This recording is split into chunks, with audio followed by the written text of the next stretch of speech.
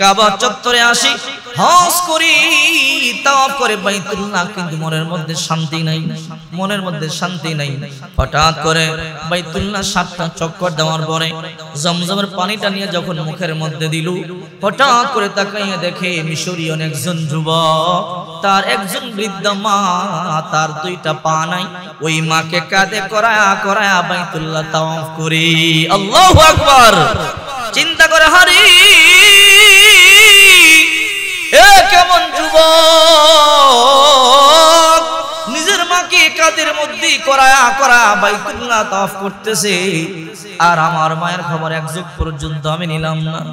যদিও বাইতুল্লাহর সামনে তাওয়াফ করে হজ করে অন্তরে শান্তি নাই, চোখের পানি কোনো সারিয়া সারিয়া কান্না করে, পানিটা পান কুরবান করি, সবাই বাইতুল্লাহ তাওয়াফ করি, আর সে তামাশা দেখে নিজের মায়ের কল্পনা করে। মিশরীয় যুবক নিজের আপন মাকে কাঁধের মধ্যে নিয়ে নিয়ে বাইতুল্লাহ তাওয়াফ করতেছে। কেমন মা, কেমন সন্তান, আর আমি একটা মেয়ের পাল্লায় পড়িয়া একটা চোখ আমি আমার মায়ের খবর নিলাম না, আমার মা কেমন আছে ওইটা পর্যন্ত আমি জানতে চাইলাম না। এই জন্য সে দেখতেছে আর মাকাম ইব্রাহিমের পাশে দাঁড়াইয়া বুকের মধ্যে হাত দিয়ে চোখের পানি কোনো সারিয়া সারিয়া কাঁদতেছে। হঠাৎ করে তাকাইয়া দেখি বাইতুল্লাহ তাওয়াফ শেষ। ওই মা বলে, সন্তান আমার নামায়া দাও। সন্তান যখন মাকে নামায়া দিল, মা বসিয়া বসিয়া বাইতুল্লাহ তাওয়াফ করবার পরে মাকাম ইব্রাহিমের পাশে 2 রাকাত নামাজ পড়া লাগে। নামাজ পড়িয়া যখন মা হাত তুলে বলে, আল্লাহ আমি মা তোমার কাছে দুনিয়ার কোনো কিছু চাই না, ওগো মালিক আমার সন্তান না থাকলে আজকে আমি বাইতুল্লাহ তাওয়াফ করতে পারতাম না, আমার এই সন্তান না থাকলে আমি হজ করতে পারতাম না, আমার এই সন্তানটার জন্য আজকে আমার নামে হাজি লেখা হয়ে গেছে। এ মালিক যে সন্তানটা কাঁধে করিয়া করিয়া আমার হজ করাইলো, ওগো আল্লাহ দুনিয়ার মধ্যে সন্তানটার ইজ্জত দিবা, সম্মান দিবা, বেয়াজ্জতি করবা না, আর মৃত্যুর পরে আমি মা চাই আমার সন্তানটা যেন এমনি আমার কাঁধে করিয়া করিয়া তোমার জান্নাতে ঢুকতে পারে। আল্লাহু আকবার। নবী পাক সাল্লাল্লাহু আলাইহি ওয়াসাল্লাম, সবাই পড়ি সাল্লাল্লাহু আলাইহি ওয়াসাল্লাম, একদিন জুমার সালাত আদায় করবার জন্য যখন মিম্বারে উঠতেছিলেন, প্রথম সিঁড়িতে পা দিয়ে বলেন আমিন, দ্বিতীয় সিঁড়িতে পা দিয়ে বললেন আমিন, তৃতীয় সিঁড়িতে পা দিয়ে বললেন আমিন। তখন রাসূল করিম সাল্লাল্লাহু আলাইহি ওয়াসাল্লাম খুতবা প্রদান করলেন। খুতবা প্রদান শেষে সাহাবায়ে কেরাম রাসূল করিম সাল্লাল্লাহু আলাইহি ওয়াসাল্লামকে জিজ্ঞাসা করলেন, ইয়া রাসূলুল্লাহ, ওগো নবীজি, আজকে আপনাকে যেমনটি দেখেছি এর আগে এমন করতে দেখি নাই, কি দেখেছো? আপনি যখন খুতবা প্রদান করবার জন্য মিম্বারে উঠতেছিলেন, প্রথম সিঁড়িতে পা দিয়ে বললেন আমিন, দ্বিতীয় সিঁড়িতে পা দিয়ে বললেন আমিন, আর তৃতীয় সিঁড়িতে পা দিয়ে বললেন আমিন। ইতিপূর্বে বহু খুতবা প্রদান করেছেন, কিন্তু এমন দেখি নাই। রাসূল বললেন, আজকে এই মুহূর্তে আমার কাছে জিবরাইল এসেছিল। সুবহানাল্লাহ। তো জিবরাইল আমাকে আমিন বলতে বলেছে বিদায় আমি আমিন বলেছি। সাহাবায়ে কেরাম বললেন, নবীজি জিবরাইল আপনাকে আমিন বলতে কেন বলেছে? বলে, আমি যখন খুতবা প্রদান করতে প্রথম সিঁড়িতে পা দিলাম, তখন জিবরাইল এসে বলে, ইয়া রাসূলুল্লাহ, রমজান মাস পাওয়ার পরেও যে ব্যক্তি গুনাহগুলো মাফ করতে পারলো না, তওবা করে রমজান মাসে রোজা রেখে কান্নাকাটি করে যে ব্যক্তি পবিত্র হতে পারলো না, গুনাহ মাফ করতে পারলো না, ওই ব্যক্তি ধ্বংস হয়ে যাক। ওগো নবী আপনি বলুন আমিন। আমিও বললাম আমিন। যখন দ্বিতীয় সিঁড়িতে পা দিলাম, জিবরাইল বলল, ইয়া রাসূলুল্লাহ, ওই বখিল ধ্বংস হয়ে যাক যে আপনার নাম শুনবার পরও দুরূদ পাঠ করলো না, জবান বন্ধ করে রাখলো, সেও ধ্বংস হয়ে যাক। আমি বললাম আমিন। যখন তৃতীয় সিঁড়িতে পা দিলাম, আমাকে জিবরাইল বলল, ইয়া রাসূলুল্লাহ, যে মা বাবা পাইলো একজন অথবা দুইজন, এদেরকে খুশি করে সন্তুষ্ট করে জান্নাতটা কামাই করতে পারলো না, ওই হতভাগা সন্তানগুলো ধ্বংস হয়ে যাক। এই জন্য আমি বললাম আমিন। চিন্তা করেছেন, এদের জন্য জিবরাইল বদদুয়া করেছে, নবীজি বদদুয়া করেছে, জিবরাইল অভিসম্বোধন করেছে, আমার রাসূল অভিসম্বোধন দিয়েছেন, যারা রমজান মাস পাওয়ার পরও রোজা রাখলো না, যারা নবীর নাম শুনবার পর দুরূদ পাঠ করলো না, আর যারা পিতা মাতাকে পাওয়ার পরও পিতা মাতার খেদমত করে পিতা মাতার সন্তুষ্ট করতে পারলো না। শিক্ষিত অশিক্ষিত, গণ্ড মূর্খ, সুন্দর অসুন্দর, ধনী গরিব ডাজ নট ম্যাটার, এটা কোনো ব্যাপার নয়। তোমার মা বাবা দুর্বল হতে পারে, অসহায় হতে পারে, গণ্ড মূর্খ হতে পারে, কানা কুরা আতুরা ভেঙ্গুরা লুলা হতে পারে, কিন্তু তোমার এই দুর্বল অসহায় আর গণ্ড অশিক্ষিতা কালো দুর্বল মায়ের পায়ের নিচেই আল্লাহ তোমার বিশাল 10 দুনিয়ার সমান জান্নাতটা রেখে দিয়েছে। সুবহানাল্লাহ বলো। তুমি যদি তোমার মাকে সন্তুষ্ট করে জান্নাতটা খরিদ করতে চাও, তাহলে তোমার মাকে তুমি সন্তুষ্ট করো। আর যদি তুমি অসন্তুষ্ট করে তোমার মাকে দূরে সরিয়ে দাও, তাহলে হতভাগা সন্তান তুমি, তোমার জান্নাত তুমি নিজে দূরে ঠেলে দিয়েছো। ঠিক কিনা জোরে বলো। আল্লাহ পাক রব্বুল আলামিন যে জায়গায় বলেছে আমার ইবাদত বন্দেগী করো, ঠিক সেই জায়গায় সাথে সাথে বলেছে তোমরা তোমাদের পিতামাতারে সন্তুষ্ট করো। কারণ আমি যেমন তোমাদেরকে দয়া করে মায়া করে সৃষ্টি করেছি, আর এই পৃথিবীর মধ্যে তোমাদের জন্য সবচেয়ে কষ্ট করে, তোমাদের জন্য সবচেয়ে ত্যাগ স্বীকার করে, সুখ আর শান্তি বিসর্জন দিয়ে তোমাদেরকে কোলে পিঠে করে লালন পালন করেছে তোমাদের মা বাবা। ঠিক কিনা জোরে বলো। একটা সন্তান জন্ম হওয়ার পরে পিতামাতার শখ আল্লাহ কুরবানি করে দেয়। ভালো একটা জামা পরবার মন মানসিকতা তার থাকে না, ভালো একটা খাবার মুখে দেওয়ার মন মানসিকতা তার থাকে না, একটু আনন্দ করবার মন মানসিকতা তার থাকে না। আল্লাহর শপথ করে বলছি, যে বাবা হয়েছে, যে মা হয়েছে, যেদিন তার সন্তান দুনিয়াতে এসেছে, সব আল্লাহ তার ভালোবাসার সুখ সন্তানের ভিতরে চলে গেছে। তখন চায় আমার সন্তান ভালো কাপড় পরুক, তখন চায় সন্তান ভালো পোশাক পরুক, সন্তান ভালো সমাজে হাসি খুশি মন নিয়ে চলাফেরা করুক। প্রতিবেশীর বাড়িতে গেছে, খালা মা চাচি একটা পেয়ারা দিয়েছে, খাও, তুমি না পছন্দ করো? হ্যাঁ খেয়েছি, এখন তো মা খায় না, আঁচলে বেঁধে বাড়িতে নিয়ে আসে, খাবে না? বলে আমার খোকা তো পেয়ারা পছন্দ করে, আমার সন্তান যেই জিনিসটা পছন্দ করে আমি মা কি করে খেতে পারি? আর একই বলে মা আর বাবা। এই জন্য রাসূল করিম সাল্লাল্লাহু আলাইহি ওয়াসাল্লাম বলেছেন, আল জান্নাতু তাহতা আকদামিল উম্মাহাত। তোমার মা আর গরীব হতে পারে, অশিক্ষিত আর গণ্ড মূর্খ হতে পারে, তোমার মা ফকির হতে পারে, আতুরা ভেঙ্গুরা লুলা কানা কুরা হতে পারে, এই মায়ের 4 ইঞ্চি পায়ের নিচে 10 দুনিয়ার সমপরিমাণ জান্নাত আল্লাহ ঢুকায় রাখছে। সুবহানাল্লাহ বলো। হাদিস শরীফের মধ্যে আছে, হুমা নারুকা হুমা জান্নাতুকা। তুমি কি জান্নাত আর জাহান্নাম দুনিয়া থেকে দেখতে চাও? তোমার মা আর বাবাই তোমার জান্নাত আর জাহান্নাম। যখন দেখবা তোমার মা আর বাবা তোমার উপর সন্তুষ্ট, হৃদয় রব্বি ফি হৃদল ওয়ালিদি।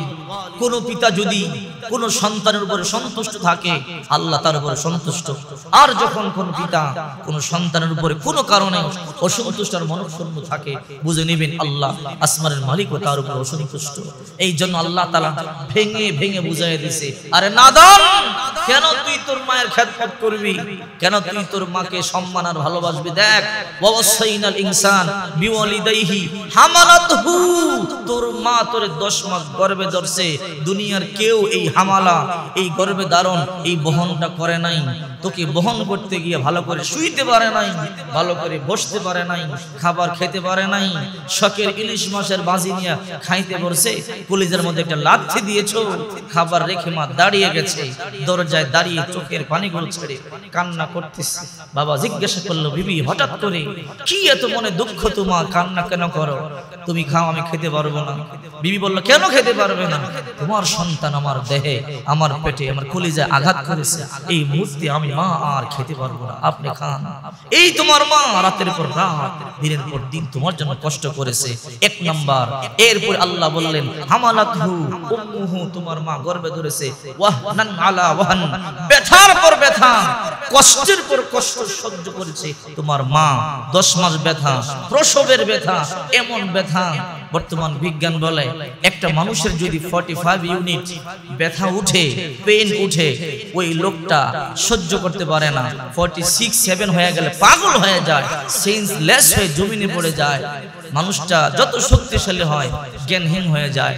মাত্র 45 ইউনিট আপ হলে আরেকটা মা যখন তার সন্তান প্রসব করে 57 আপ পেইন সহ্য করে, বিজ্ঞান বলে 57 আপ সমান সমান একটা সুস্থ মানুষ যদি একসাথে দেহের 20টা হাড় অ্যাক্সিডেন্ট হয়ে বিচূর্ণ হয়, যতটা ব্যথা মা এর চাইতে বেশি ব্যথা সহ্য করে তার সন্তানকে প্রসব করে। আল্লাহু আকবার।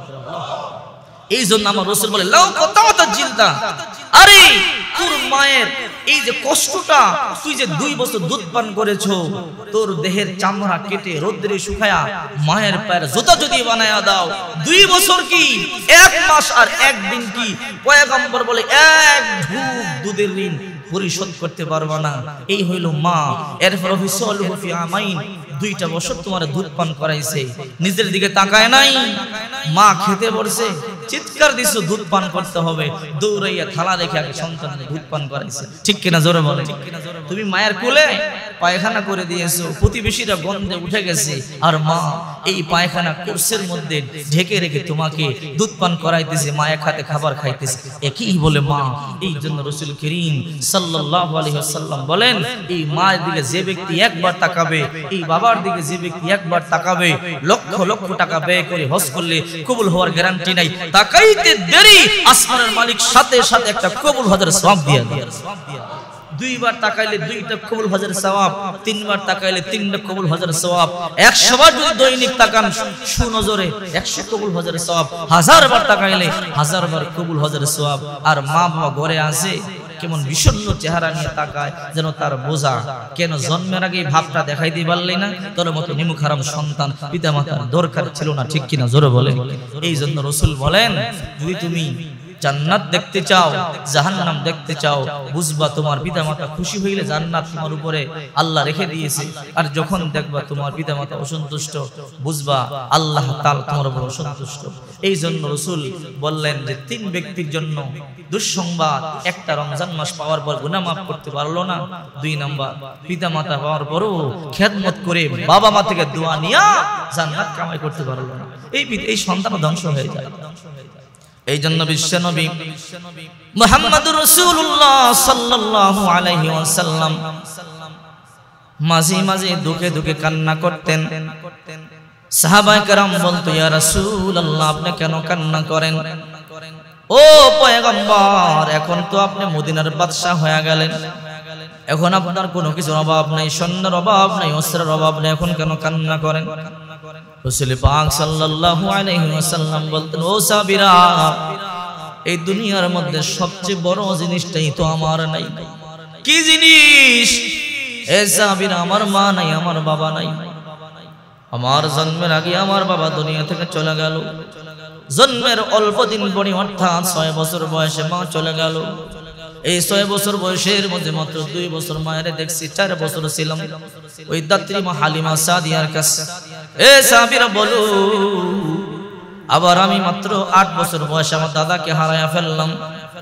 এ সাহাবীরা, আমার মতো এতিম কি আছি? যদিও আমি বাদশা হয়ে গেলাম, কিন্তু আমার অন্তরের মধ্যে শান্তি নাই, শান্তি নাই। মা বাবা এমন অনেক সম্পদ, যখন আমি দেখি তোমাদের মা বাবা তোমাদেরকে মাথার মধ্যে হাত বুলায়া বুলায়া দোয়া করে দেয়, তখন আমার মায়ের কথা মনে পড়ে যায়। না জানি মায়ের নরম হাতের ছোঁয়াটা কেমন মধুময় হয়। আমি তো আমার মায়ের হাতের ছোঁয়াটা পাইলাম না, আমার বাবার ছোঁয়াটা আমি পাইলাম না। তোমাদের মতো যদি আমার বাবা আব্দুল্লাহ আর আমার মা আমেনা দুনিয়ার মধ্যে থাকতো, আমার বাবা আব্দুল্লাহ আমার মা আমেনা যখন আমার মাথার মধ্যে হাত বুলায়া দোয়া করতো, আমার মতো সুখী মানুষ আর দুনিয়ার মধ্যে কেউ হইতো না।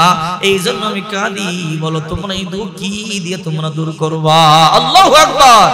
এই জন্য যে সন্তানটা আল্লাহ রাসূল সাল্লাল্লাহু আলাইহি ওয়াসাল্লাম বলেন, রিদর রব্বি ফি রিদল ওয়ালিদি ওয়া সাখাতু রব্বি ফি সাখাতিল ওয়ালিদি। যে সন্তানটার উপরে তার পিতামাতা সন্তুষ্ট, তার উপর আল্লাহ সন্তুষ্ট। যার উপরে পিতামাতা অসন্তুষ্ট, তার উপর আল্লাহ অসন্তুষ্ট। এই জন্য দেখবেন যে সন্তানটা কোনো কারণে পিতামাতার মনের মধ্যে কষ্ট দেয়, সে কিন্তু শান্তি পায় না। ঠিক কিনা জোরে বলেন? তার ঘুমায়া শান্তি নাই, খাবার খায়া শান্তি নাই। আর যদি পিতামাতা গরিব হয়, তুমি যদি 3 বেলার জায়গার মধ্যে 1 বেলা নাও খাইতে পারো, পিতামাতা সন্তুষ্ট হইলেই তোমার উপরে আল্লাহ সন্তুষ্ট, তোমার অন্তরের মধ্যে আল্লাহ তাআলা সন্তুষ্ট। চিন্তা করে দেখেন বাস্তব ঘটনা, বরিশালের বাকেরগঞ্জে মা বাবা গরিব মানুষ নিজের সন্তানকে জমি জমা বিক্রি করিয়া 2-3টা গরু বিক্রি করিয়া সৌদি আরবের মধ্যে পাঠাইছে। সৌদি আরবের মধ্যে যাওয়ার পরে সন্তানরা প্রথম খবর নিল, কিন্তু কয়েকদিন পরে একটা মেয়ের পাল্লায় পড়ে প্রেমে পড়ে বিবাহ করে ফেলেছে। এইবার পিতামাতার একদম বলিয়া গেছে, মেয়েটা যা বলে সন্তানরা তাই শোনে।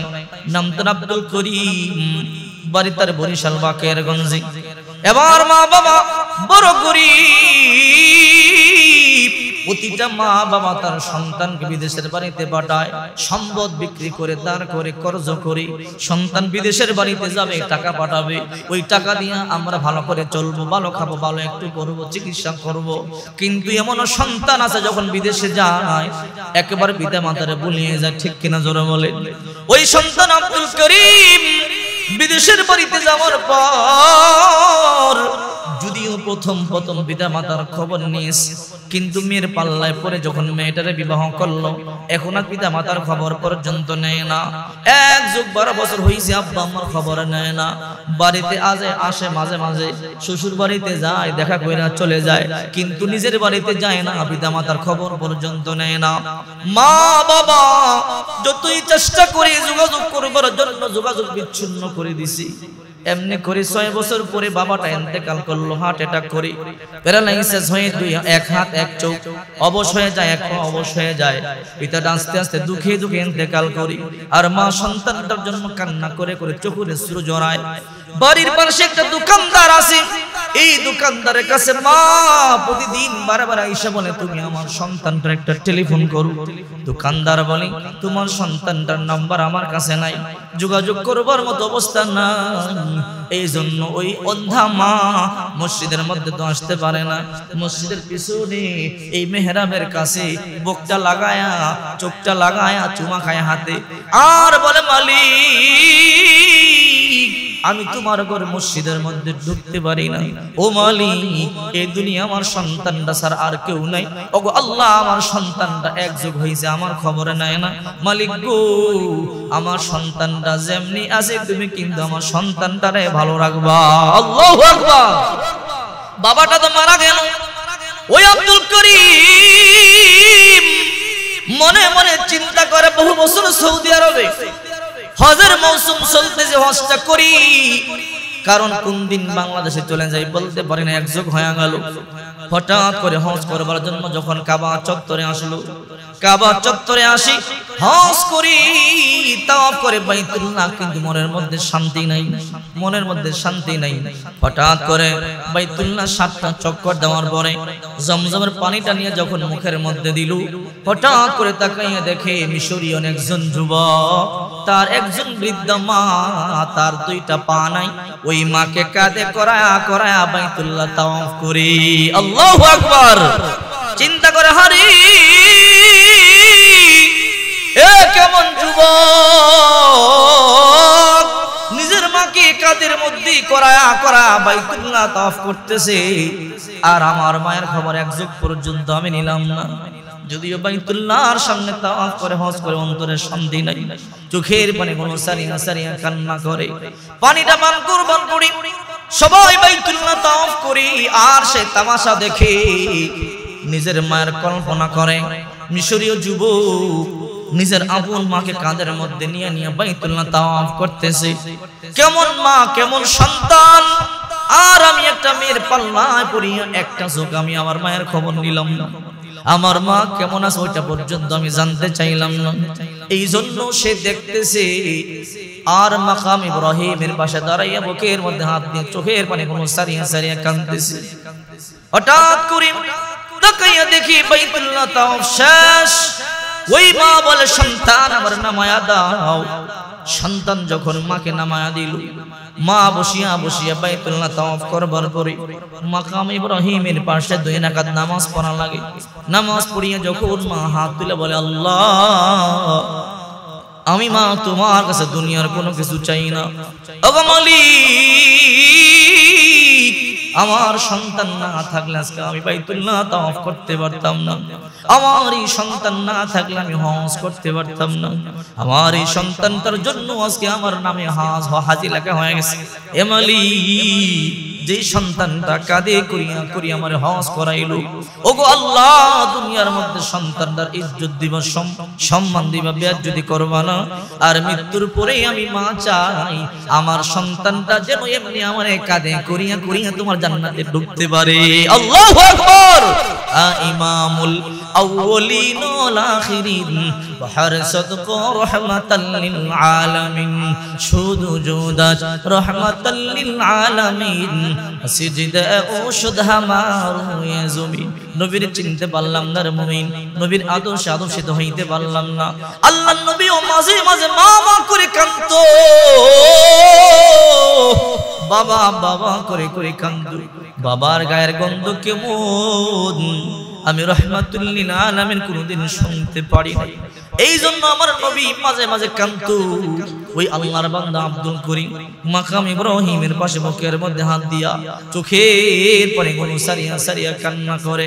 সিলেটের একজন আলেম হজ করার জন্য গেল, উনিও বাইতুল্লাহর সামনে তাওয়াফ শেষে 2 রাকাত নামাজ পড়বার পরে বসে জিরাইতেছে, একটু রেস্ট করতেছে। হঠাৎ করে তাকাইয়া দেখে একটা যুবক বুকের মধ্যে হাত দিয়া চোখের পানি সারিয়া কান্দে।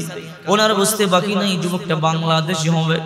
এই বাবা আলেম বলে, রে বাবা কি নাম তোর, বাড়ি কই, কোথায় তোর ঘর, কেন তুমি কাঁদো?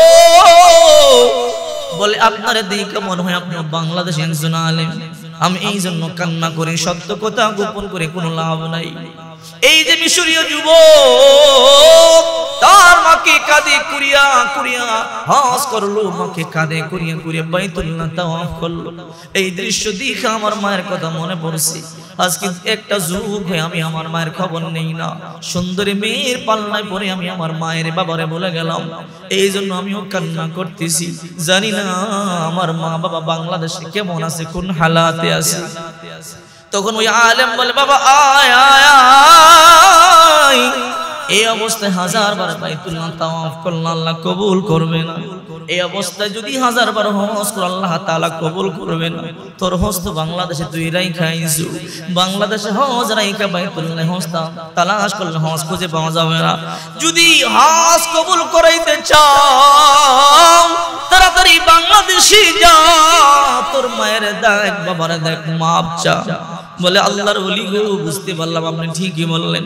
এই যে বাইতুল্লাহ তাওয়াফ করি অন্তরের মধ্যে শান্তি নাই।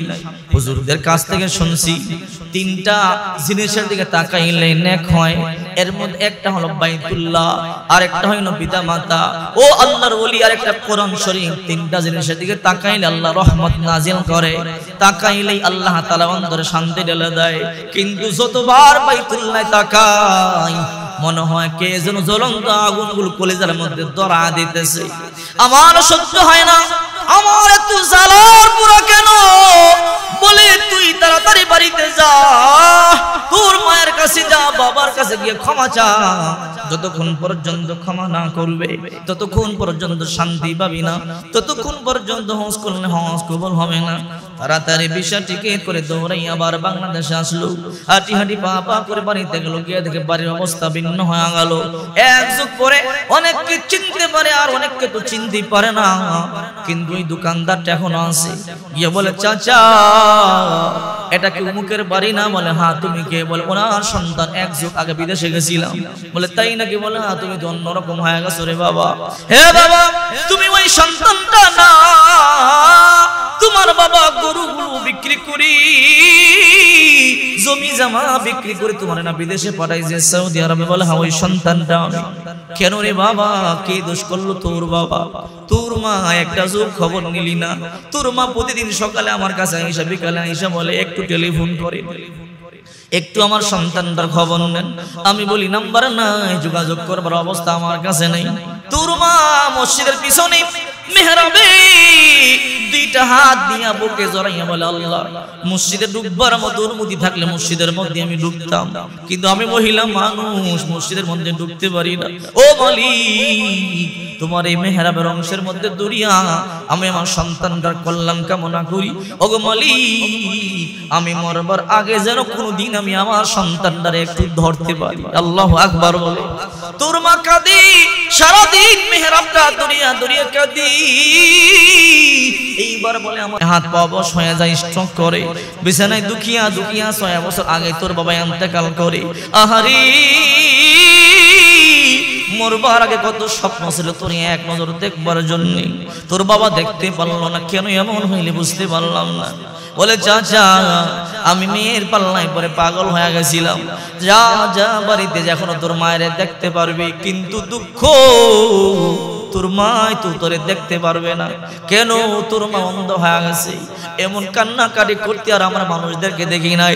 রাত্রেবেলা তোর মা কান্না করি, আব্দুল করিম কই, আব্দুল করিম কই বলে বলে কান্না করে, পাড়া প্রতিবেশীর ঘুম ভেঙে যায়। আমরা মাঝে মাঝে নকল আব্দুল করিম বানাইয়া তোর মায়ের বুকের মধ্যে দিতাম, কান্না বন্ধ করো, তোমার সন্তান চলে আসছে। তোর মা চেহারার মধ্যে হাত দিয়া আর নাকে গ্রান শুই না বলে, এটা আমার সন্তান আব্দুল করিম হইতে পারে না। আল্লাহু আকবার বলি, আহারে, এটা আমার সন্তান হইতে পারে না। আমার সন্তানকে আমি ধরলেই বুঝতে পারবো। তাড়াতাড়ি যা, তোর জনম দুঃখী মার দুঃখটা তাড়াতাড়ি নিবারণ কর। আর দেরি করলো না, ওই যুবক দৌড়াইয়া বাড়িতে গেল, গিয়ে দেখে তাল পাতা দিয়া ঝুপড়ি বানানো, ঘর নাই, ঘর নাই, ভাঙ্গা ঘর, তাল পাতা দিয়ে ঝুপড়ি বানায় রাখছে। পুরোটা ঘর তাল পাতা দিয়ে বানানো, দরজা বন্ধ। গিয়ে বলে, মা একটু দরজাটা খোলো। কে তুমি? রে সন্তান আমার। মা বলে ডাক দিছো। একটা যুবক এমন একটা মা ডাক শুনবার জন্য অপেক্ষা করতেছিলাম। ও মা, আমি তোমার সন্তান আব্দুল করিম চলে আসছি, দরজা খোলো। মা দরজা খুলছি, মাই তো চোখে দেখে না। বলে, বাবা আয়, আমার আল্লাহ আমার আশা পূর্ণ করছি।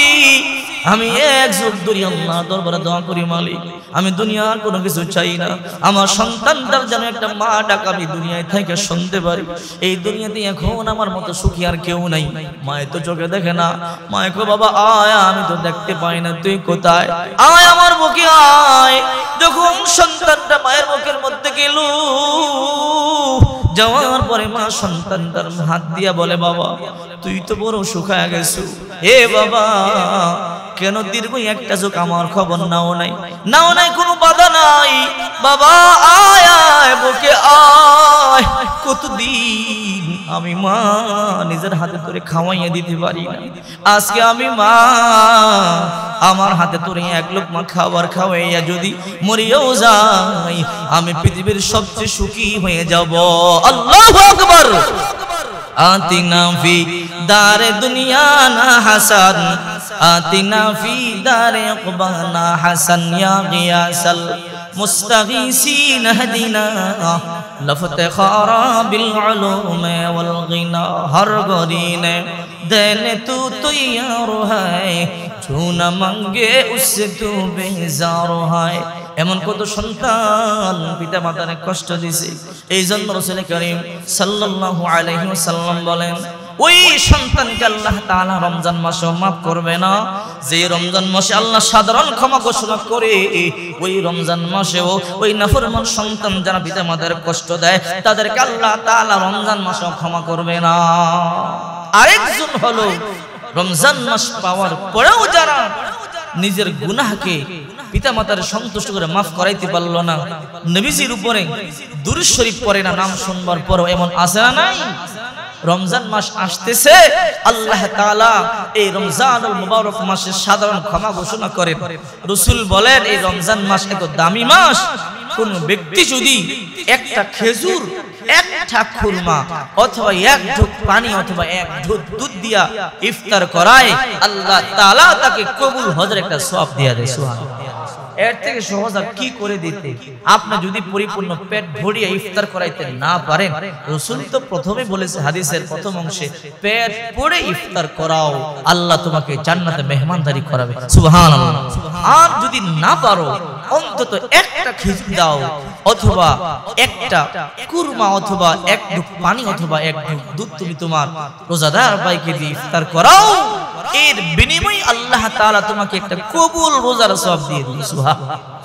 আমাদের রোজায় কত ভুল ভ্রান্তি থাকতে পারে, নিয়তে, আমলে, আরকানে, হুকুমে, খাদ্য দ্রব্যে কত রকমের ভুল ভ্রান্তি থাকতে পারে, কিন্তু রাসূল বলেন যদি তুমি তোমার ভাইকে একটু ইফতার করাতে পারো, আল্লাহ তাআলা তোমাকে সাথে সাথে একটা কবুল হজের সওয়াব দিয়ে দিবে। সুবহানাল্লাহ। তো 30 দিন যদি আপনি অল্প অল্প করে ইফতার করানোর সিদ্ধান্ত নেন, আমি অল্প অল্প করে ইফতার করাবো, তাহলে 30টা কবুল রোজার সওয়াব আপনি পাওয়া গেছেন। এখন তো ইফতার করানোর প্রথা আমাদের থেকে উঠে গেছে, কেমন যেন, ঠিক কিনা জোরে বলে, উঠেই গেছে। আগে তো কত মানুষ দেখতাম ইফতার নিয়ে বসে থাকতো, ইফতার করাইতো, আর এখন তো এই প্রথাগুলো উঠে যাচ্ছে। আসলে এই জন্যই তো আমাদের সমাজ থেকে আমরা বরকত শূন্য হচ্ছি, আমাদের অশান্তির বেড়াজালে আটকে পড়েছি। অনেক ইসলামিক অনেক সংস্কৃতি আছে যেগুলো আস্তে আস্তে আমাদের মধ্য থেকে উঠে গেছে। আহারে রমজান মাস আগে দেখতাম পিতা মাতার জন্য দোয়ার ব্যবস্থা করে, এমন রমজান মাস যায় পিতা মাতার জন্য একটা কোরআন খতম করার ব্যবস্থা করে না, আছে না নাই? এটা কালিমা খতম করার ব্যবস্থা করে না, একটু দোয়ার ব্যবস্থা করে না। কেন সারা বছর পারেন না? হুজুরের দাওয়াত দিলে কি টাকাই দিতে হবে? এটা কোথায় পাইছেন? অন্তত মসজিদে একটু দোয়া করান, আমি একটু কালিমা খতম করছি, কোরআন খতম করছি, দুরূদ শরীফের খতম করছি, একটু দোয়া করেন। আপনার জন্য তো আপনার সন্তান করবে, ঠিক না বেঠি? কেন এগুলো থেকে কখনোই দূরে সরে যাবেন না, তাহলে আস্তে আস্তে আপনার বেলায় আরো মুসিবত ডেকে আসবে। কারণ তখন আপনার সন্তান একবারই ভুলে যাবে। অন্তত রমজানুল মুবারকে একটু দোয়ার ইন্তজাম করবেন, নিজে ঘরে দোয়া করবেন, কোরআন তেলাওয়াত করে দোয়া করবেন, দেখবেন একটা খতম দিবেন, কষ্ট হলো, তখন আপনার সন্তান আপনার জন্য একটা খতম দেওয়ার ব্যবস্থা করবে, আপনার কবরে সওয়াব পাঠাবে। এগুলো আমরাই তো নষ্ট করতেছি, ঠিক কিনা জোরে বলেন? এই জন্য রমজান মাস আসতেছে, ইফতার করাবেন যতটুকু সম্ভব হয়। গোটা 30 দিন পারেন না, একদিন করান, তাও পারেন নাই 2 দিন করান, 3 দিন করান, যতটুকু পারেন করান। কারণ হাদিস শরীফের মধ্যে আসছে যে ব্যক্তি কোন রোজাদারকে ইফতার করাবে, আল্লাহ তাআলা জান্নাতে একটা বালাখানার মালিক বানায়, বালাখানার মালিক। সুবহানাল্লাহ। এই কথাগুলো শেখার জন্য বলতেছি। কে কোথায় যাবেন, কে কোথায় গিয়ে থাকবেন বলতে পারি না, যেখানেই থাকেন এগুলো আমল করবার চেষ্টা করবেন। ওই দিন তো বলবেন হুজুররা বলে নাই, এমন বলে যেন পার না পায় যায়, আছে না নাই? হুজুররা তো বলে নাই, ফজিলত বললেন আমরা আমল করতাম। কিতাবের মধ্যে আছে এক আল্লাহর বান্দা গরীব অসহায় ছোট ছোট বাচ্চাদের কিনে বিবির নিয়ে রোজা রাখছে। রোজা রাখবার পরে যখন বেলা ডুবিয়া যাওয়ার একটু উপক্রম হয়ে গেল, বিকাল হয়ে গেল, মনে মনে চিন্তা করতেছে আমি আর আমার বিবি ঘরের মধ্যে খাবার নাই, পানি খাই আমি ইফতার করতে পারবো। কিন্তু ছোট ছোট 2-3টা বাচ্চা আছে, এরা তো বলবে বাবা ইফতার করবার জন্য কি আনছো, দিতে না পারলে আমার কলিজা ঠান্ডা হবে না, কষ্ট বেড়ে যাবে। এই জন্য আল্লাহর বান্দা ঘুরতেছে, দেখি তো কোন মুসলমানকে পাই কিনা, অল্প টাকা ধার নেব, সন্তানদের জন্য কিছু খেজুর কিনিয়ে নেব, ইফতার কিনিয়ে নেব। একেবারে মাগরিবের সময় সন্নিকটে আল্লাহর বান্দা ঘুরতেছি, হঠাৎ করে একটা ধনী মুসলমানের বাড়িতে গেছে, গিয়ে বলে ভাই আমি একটা রোজাদার মানুষ, আমার ঘরে খাবার বলতে কোনো কিছু নাই, আমি আর আমার বিবি না খায়াও থাকতে পারবো, পানি খায়া ইফতার করতে পারবো, কোনো দুঃখ আমাদের নাই। কিন্তু আমার 2-3টা ছোট ছোট বাচ্চা, না বালক বাচ্চা রোজা রাখছে, আমার বাচ্চারা তো ইফতারের সময় হইলেই বলবে বাবা ইফতার করবার জন্য কি আনছো, না দিতে পারলে আমি বাবা সহ্য করতে পারবো না, দাও দাও, কয়টা টাকা দাও, কয়দিন পরে তোমার টাকাগুলো আমি দিয়া দিব। অহংকারের ধনী মানুষ, অথচ মুসলমান বলে ঘরের মধ্যে ইফতার করবার ক্ষমতা নাই, রোজা রাখতে তোরে কে বলছে? যা যা, আজকে টাকা দিলে তুমি কবে দিবা গ্যারান্টি নেই, তুমি যেই ফকির বের হয়ে যাও। আল্লাহর বান্দা মনের মধ্যে দুঃখ নিয়ে বের হয়ে গেল, চোখে পানি, মুখে ব্যথা নিয়ে হাঁটতেছে। মাগরিবের সময় চলে আসলো, বাড়ির দিকে আসতেছে, হঠাৎ করে একটা ইহুদির সাথে সাক্ষাৎ হয়ে গেল। ইহুদি বলে মুসলমান ভাই, হতে পারো তুমি মুসলমান, আমি ইহুদি, কিন্তু তোমার চোখের পানি আমার মায়া লাগছে, কেন কান্না করো বলো, দেখি একটু তোমার উপকার করতে পারি কিনা। এবার মুসলমান ভাই বলে ইহুদি ভাই তোমারে বললে কি হবে বলো না।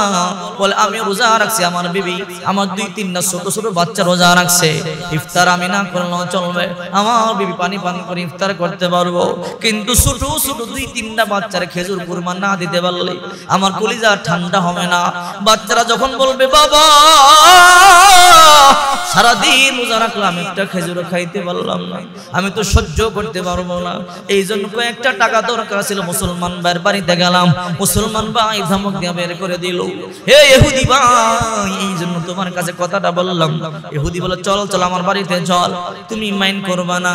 বাড়িতে নিয়ে যাওয়ার পর কিছু টাকা দিয়ে দিল, যাও যাও টাকাগুলো দিয়ে কয়েকটা ইফতার কিনে বাড়িতে নিয়ে যাও, সন্তানদের কিনে ইফতার করো, আমাকে টাকা দেওয়াই লাগবে না। আল্লাহু আকবার বলেন। চিন্তা করে দেখেন ওই আল্লাহর বান্দা টাকাগুলো নিয়ে বাজারে গেল, ইফতার নিয়ে বাড়িতে চলে গেল, সন্তানদেরকে নিয়ে ইফতার করলো। রাত্র যখন গভীর হয়ে গেল সবাই ঘুমায়া পড়লো, ওই যে অহংকারী মুসলমান দূর দূর করিয়া তারা দিল, ওই মুসলমান স্বপ্ন দেখতেছে কিয়ামত হয়ে গেছে, কিয়ামত হয়ে গেছে, সূর্য মাতার কাছাকাছি চলে আসছে, মাটি তামা হয়ে গেছে, সবাই বলতেছে বাঁচাও বাঁচাও, ওইদিকে জাহান্নাম আসতেছি। সূর্যের তাপে মাথার মগজ ফাটিয়া টাস টাস টাস টাস করে আওয়াজ হইতেছে, মগজগুলো গড়া গড়া পড়তেছি, জিহ্বাটা নাভি পর্যন্ত বের হয়ে গেছে, সবাই পালায়ন করতেছে বাঁচবার জন্য, বাঁচবার কোনো উপায় নাই। হঠাৎ করে বাঁচবার জন্য দৌড়াইতেছে, দৌড়াইয়া দৌড়াইয়া গিয়ে দেখে সামনে একটা বিশাল বাড়ি দেখা যায়, বাগান দেখা যায়, বাগান বাড়ি, অত্যন্ত সুন্দর চমৎকার বাড়ি দেখা যায়, আর কোনো ঘর নাই, বাড়ি নাই, সামনে আগুন, পিছনে আগুন, ডানে বামে আগুন, কিন্তু এই দিকে একটা ঘর দেখা যায়। মনে মনে চিন্তা করে এই ঘরের মধ্যে ঢুকিয়া যায়, নতুবা সামনে জাহান্নাম আসতেছি, একটা কামড়ে আমার পেটের মধ্যে নিয়ে নিবে, এই জন্য দৌড়াইয়া সেই ঘরের সামনে গেল, গিয়া দেখে একটা দারোয়ান, ভাই বড় মুসিবতের মধ্যে পড়ে গেলাম, একটু ঢুকবার মতো সুযোগ আমারে দাও। বলে না না না, এই বাড়ি তোমার না। বলে এই বাড়ি কার? বলে যেই মানুষেরা দুনিয়ার গরিবদেরকে সাহায্য করে আল্লাহ তাআলা তাদের জন্য এই ঘরগুলো বরাদ্দ রাখছে। আল্লাহু আকবার। আর ঘুম ভেঙে গেল, পেরেশান অবস্থায়, চিন্তায় চিন্তিত হয়ে গেল, দৌড়াইয়া ওই আল্লাহর বান্দা অহংকারী মুসলমান গরিব মুসলমানদের বাড়িতে আসলো। আসবার পরে বলে ভাই গতকাল আমার কাছে ইফতার করবার জন্য টাকা চাইছো, দেই নাই, কত টাকা লাগবে তোমার? নাও নাও, কত লাগবে নাও। এইবার মুসলমান বলে না না এখন আর লাগবে না, আমি তো ইফতার করবার জন্য মাত্র চাইছিলাম, আমাকে দিয়ে দিছে। কে দিছে? বলে ওইবার ইহুদি ভাই আমার টাকা দিছে। এবার দৌড়াইয়া ইহুদির বাড়িতে চলে গেল। ইহুদির বাড়িতে যাওয়ার পরে বলে ইহুদি ভাই গতকাল ওই মুসলমান ভাইকে ইফতার করাইবার জন্য কয় টাকা দিছে? বলো কেন? এর থেকে 1000 গুণ টাকা তোমারে দিতে চাই। বলে কেন দিতে চাও? বলে ভাই রে আগে বলো তুমি যে ওই ভাইকে কিছু টাকা দিয়ে সহযোগিতা করছো, ও যেই নেকিটা হয়েছে ওই নেকিটা আমারে দিবা কিনা? রে ইহুদি ভাই বলো। এইবার ইহুদি বলে এ মুসলমান ভাই আমার ইহুদি বলিয়া ডাক দিও না। কেন? বলে কপাল তোর পড়ছে, গতকালকে কেন তুই তাকে দিলি না, আর আজকে রাত্রে স্বপ্নে বিল্ডিং দেইকা পাগল হইছো, এখন দিলেও কোনো কাজ হবে না। আল্লাহু আকবার। বলে আপনি কেমনে জানেন? বলে ইহুদি বলিস না, ইহুদি বলিস না, গতকাল রাত্রে যখন আমি মুসলমানকে ইফতার করাইবার জন্য কয়েকটা টাকা দিলাম, রাত্রি বেলা যখন আমি ঘুমাইলাম, ঘুমের গুড়ি তাকায়া দেখি রাহমাতুল লিল আলামিন আমার ঘরে হাজির হয়ে গেছে। আল্লাহু আকবার। বলে আমার নবী আয়েশা বলে রে ইহুদি তুই জাহান্নামে জ্বলবি, আমি পয়গম্বর সহ্য করতে পারবো না। আমার কয়েকটা দুর্বল উম্মতের জন্য এত সহযোগিতা করছো, আমি চাই কালিমা পড়, কালিমা পয়রা জাহান্নামের আগুন হারাম কইরা জান্নাতে যা। আমি বলছি গো দয়াল নবী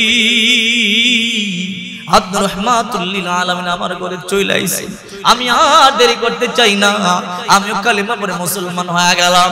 রে মুসলমান, আমার ইহুদি বলিস না, আমি এখন মুসলমান হয়ে গেছি। আল্লাহু আকবার। আশ্চর্য মুসলমান, দুই ভাই, এক ভাই ধনী এক ভাই গরিব। গরিব ভাই সন্তানদেরকে ইফতার করতে পারে না, 1 কেজি খেজুর কিনতে পারে না, অথচ ধনী ভাই হাজার হাজার টাকা বন্ধু বান্ধবদেরকে নিয়ে নষ্ট করে, পাশি গড় খবর পর্যন্ত নেন। এমন আছে না নাই? আহারি, অল্প কয়েকটা খেজুর তোমার বাতিজারে দিলে কি হবে? নিজের সন্তানদের জন্য 4-5 সেট জামা কিনতে পারো, আর বাতিজা একটা নতুন জামার জন্য ঈদ করতে পারে না। অথচ এটা মুসলমান বলে না। তোমার দরকার ছিল তোমার বাতিজারে একটা জামা কিনিয়ে দেওয়া, ঠিক কিনা জোরে বলেন। আল্লাহর কসম করে বলি, তোমার সন্তানকে 5 সেট জামা কিনা দিয়া তুমি যতটা না সুখ অনুভব করতেছো, আনন্দ অনুভব করতেছো, তোমার গরিব বাতিজারে তুমি 1000 টাকা দিয়ে একটা কাপড় কিনা দাও, দেখবা আল্লাহ তোমার অন্তরে আরো 1000 গুণ বেশি সুখ ঢাইলা দিবে, ঠিক কিনা জোরে বলেন। রমজান আসতেছে, আমাদেরকে অনেকে বলে হুজুর অনেকে 3 সন্তান আছে মাদ্রাসার মধ্যে, অথচ পাড়া প্রতিবেশীর মধ্যে অনেক গরিব সন্তান আছে। হুজুর অনেক সন্তান বলে একটা জামার ব্যবস্থা করিয়া দিয়ে, হুজুর ঈদের দিন কত বছর হয় একটা জামা কিনা ঈদ করতে পারি না, অথচ আমরা আমাদের সন্তানদেরকে কত সুন্দর সুন্দর জামা কিনা দেই, ঠিক কিনা জোরে বলেন।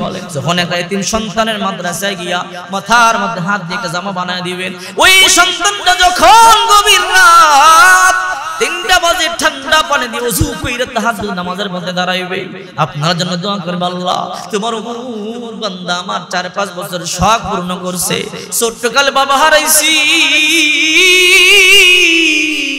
এতদিন হয়ে গেল একটা নতুন জামা কিনে ঈদ করতে পারি না, আজকে তোমার ওই বান্দা আমার শখটা পূরণ করছে, মালিক গো তুমি তার শখটা পূরণ কইরা দিও, বিপদ থেকে বাঁচাইও, বালা মুসিবত থেকে বাঁচাইও, মৃত্যুর পরে জান্নাতের মেহমান বানাইয়া দিও।